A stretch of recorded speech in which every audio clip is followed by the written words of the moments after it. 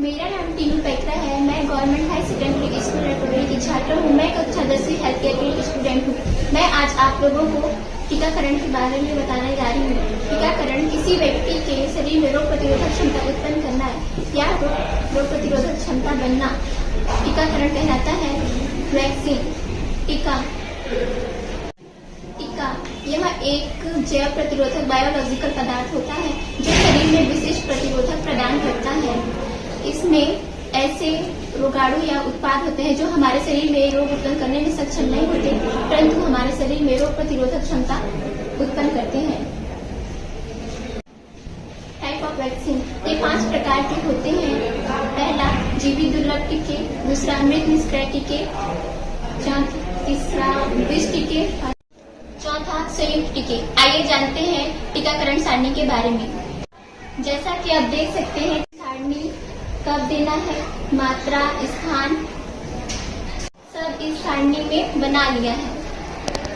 TT1 का टीका यह गर्भवती महिलाओं को 1 माह के अंदर लगाया जाता है। इसकी मात्रा 0.5 ml है। इंट्रामस्कुलर में लगाया जाता है। TT2 का टीका यह गर्भवती महिलाओं को दूसरे माह में लगाया जाता है। इसकी मात्रा 0.5 ml है। यहाँ इंट्रामस्कुलर में लगाया जाता है। शिशु और बच्चों में लगाया जाने वाला टीका पहला है BCG। यह 24 घंटे के अंदर लगाया जाता है। इसकी मात्रा 0.5 ml है। इसे इंट्राडर्मल में दिया जाता है। इसके साथ हेपेटाइटिस B का टीका लगता है। इसका मात्रा 0.5 ml है। इसे इंट्रामस्कुलर में दिया जाता है। इसके साथ OPV का टीका लगता है। इसे 0 से 5 वर्ष तक के बच्चों को दिया जाता है। इसकी मात्रा 2 ड्रॉप्स है। इसे ओरल दिया जाता है। पेंटावालेंट का टीका 1.5 माह के बच्चों को दिया जाता है। इसका मात्रा 0.5 ml होता है।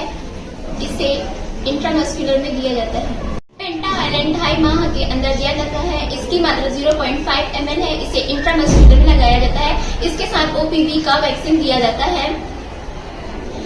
फिर से पेंटावालेंट 3.5 माह में दिया जाता है। इसकी मात्रा 0.5 ml है।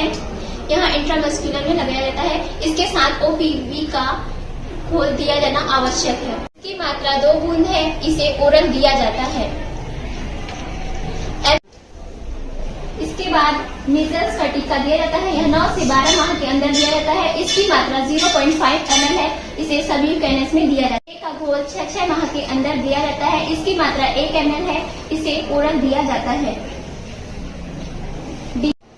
MMR मीजल्स मम्स रूबेला यह टीका 1 वर्ष के बाद दिया जाता है। इसकी मात्रा 0.5 ml है। इसे सबक्यूटेनियस में दिया जाता है।